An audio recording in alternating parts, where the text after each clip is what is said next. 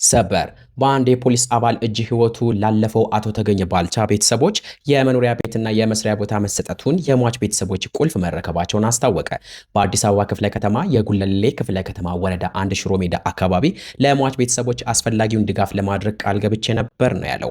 በዚሁ መሰረት ለአቶ ተገኘ ባልቻ ቤተሰቦች የመኖሪያ ቤትና የመስሪያ ቦታ የሀገር ሽማግሌዎች ባሉበት አስረክቤያለሁ ሲል ገልጸዋል። በዚህም ጉዳይ ላይ ክፍለ ከተማው የሟች ቤተሰቦችን ለማጽናናት መሞከሩ በጎ ተግባር ነው የሚል የተሰጡ አስተያየቶችን የተመለከተ ሲሆን ሌሎች ደግሞ ከምንም በላይ በግፍ የተፈጸመው ወንጀል የሚቀድመው ፍትህ መሰጠት ነው።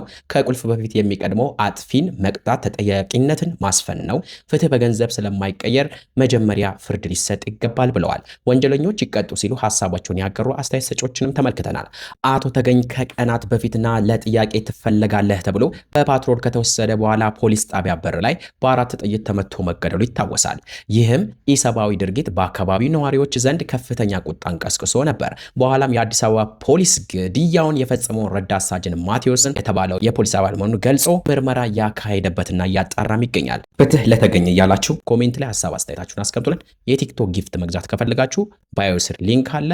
ሃሎ በሉ፣ ደውሉልን። ይመቻችሁ።